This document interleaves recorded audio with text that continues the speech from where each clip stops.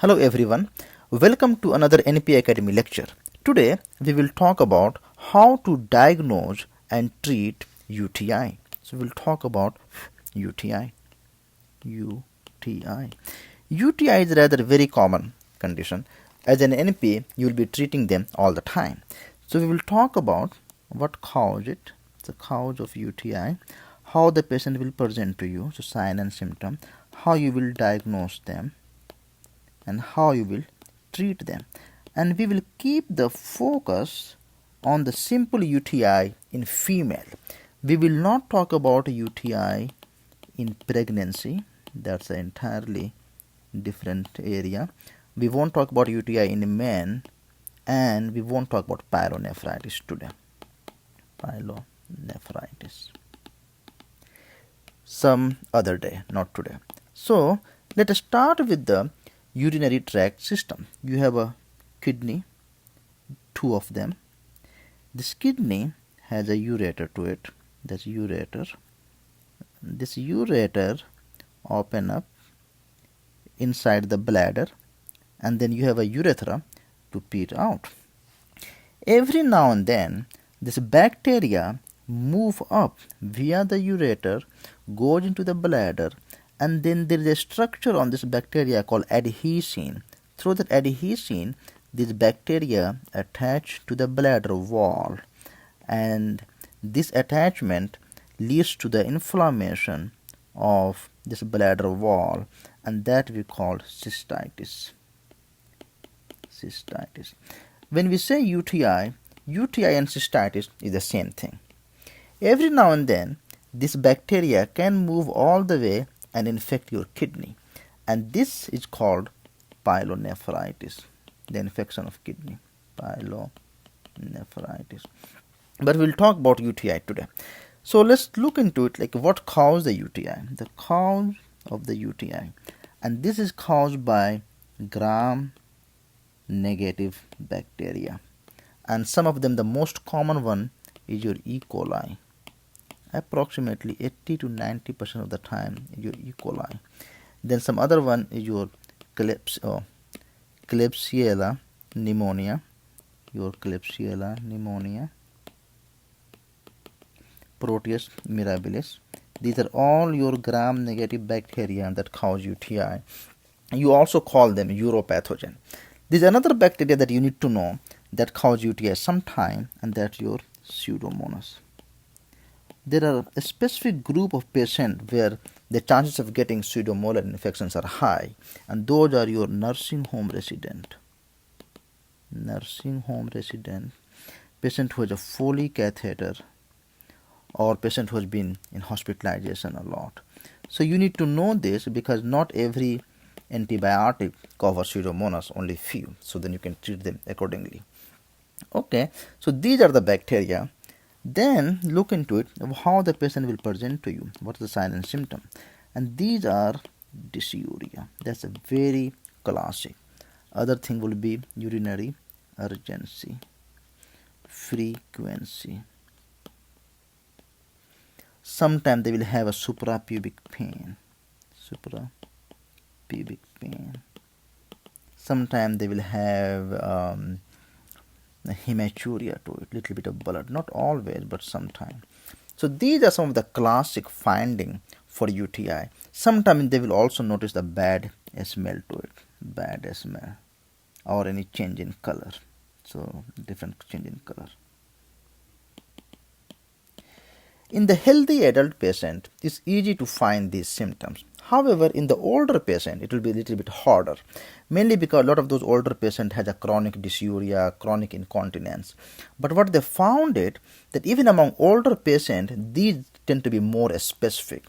They always look for the acute changes. Sometimes they will have a new onset incontinence. So this will be the sign for UTI. So always pay attention to is there any acute changes in older patient, like acute dysuria or acute like suprapubic pain. Sometimes they will have a gross hematuria. So those will be the sign to look into the older patient. What they found it, that when the patient present to you like this, and if patient does not have any sign or symptom for the STDs, like they don't have any vaginal discharge or something, these tend to be very, very specific, up to 90% specific for the UTI. So very specific sign for the UTI. These are wonderful things. Okay, patient will not have the negative. Patient will not have any fever, chill, nausea, vomiting, or flank pain. Any of these signs will make you feel like the patient probably have pyelonephritis. So you will have to rule this thing out. Okay, on physical exam, it will be usually unremarkable, but every now and then patient will have suprapubic tenderness. Not always, but every now and then. But patient will not have any negative or severe tenderness. You will have to rule it out. The moment patient have a severe tenderness, that means patient probably have pyelonephritis. So that will be the negative. Okay, how you will diagnose them? So to make a diagnosis for UTI, you will have to do urine analysis, and you are looking for bacteria, leukocytes, we also call it WBC. These leukocytes releases the enzyme that's called leukocytes esterase. Then sometimes they'll have a hematuria, and sometimes they'll have a nitrite. So combination of these will help you to diagnose the UTI. In the dipstick system, you will only see the leukocyte esterase, hematuria, and nitrite. Nitrite tend to be very specific for UTI, almost like 90 to 100% specificity. However, nitrite is not very sensitive. The sensitivity is only like 25%. That's very, very specific. So these will be the thing. Look at the UA to make a diagnosis for UTI.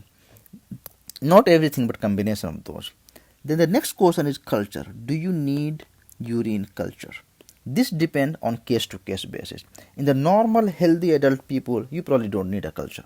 But if someone who has a lot of comorbidities, then you probably need a culture. If someone who is from nursing home resident, if someone a little bit older, more than 65 years of age, in these conditions you will need culture, but not always. Okay, so now you diagnose them, already make a diagnosis. Then the last question is how you going to treat them. So treatment. And the treatment for the UTI, the drug of choice for the treatment is your macrobid. Very safe, work like magic. Usually we give them 100 milligram BID for 5 to 7 days, and I usually give 5 days. It works great. And the reason it works great, that macrobid has a very broad mode of different ways of killing the bacteria. So they can kill bacteria by disrupting DNA synthesis, by disrupting RNA synthesis, by disrupting protein synthesis, and by disrupting cell wall synthesis. So you can see it's a multiple way of killing bacteria, and by doing so it's very hard for bacteria to develop resistance against macrobid. So least resistant, that's why it works great. Only thing to know about macrobid is that macrobid does not penetrate to kidney. So if you are suspecting pyelonephritis, macrobid is not a drug to use. Do not use macrobid when you suspect pyelonephritis, because macrobid does not penetrate to kidney. So that's about macrobid. The other drug that we use a lot, that I use, is Bactrim DS. We use 1 tablet BID for 3 to 5 days, and 3 days usually work great. One thing to know about Bactrim is that one of the side effects of Bactrim is hyperkalemia. They increase the potassium level. Not always, but sometimes. The way this works is that there is a channel in the body called sodium potassium ATPase. What this channel does is that if, say for example, this is inside the body and this is outside, this sodium potassium ATPase, it removes the potassium outside of your body through urine and keep the sodium inside your body. However, this bacterium inactivate this sodium potassium ATPase. So when they inactivate them, then this body keep most of the potassium inside the body and remove sodium outside of the body. And by keeping the potassium in, they increases the risk for hyperkalemia. It's not the big risk in healthy adult patient, but in the older patient or the patient who has a comorbidities, like if someone who has chronic kidney disease, patient is on the dialysis, patient who are on the potassium sparing diuretic like spironolactone, patient who are on the ACE inhibitor, ACE inhibitor, like the one that end in the ACE inhibitor, the one in the peril, like lisinopril, for example. Patient who are on the ARB, angiotensin receptor blocker, like losartan, the sartan class of drug, losartan and all. So these are the patients, they are already at the higher risk for hyperkalemia, and if you add the bacterium on top of it, usually increase the risk for hyperkalemia. Other than that, in the healthy adult female, it's really good, no worries. The last drug that I use to treat the UTI is the Keflex. Keflex is the first generation cephalosporin. We use 500 milligram BID for 7 days and work like great. So these are the 3 drugs that I use. So this is all about UTI. I hope you will find it useful. Thank you very much, and I will see you next time.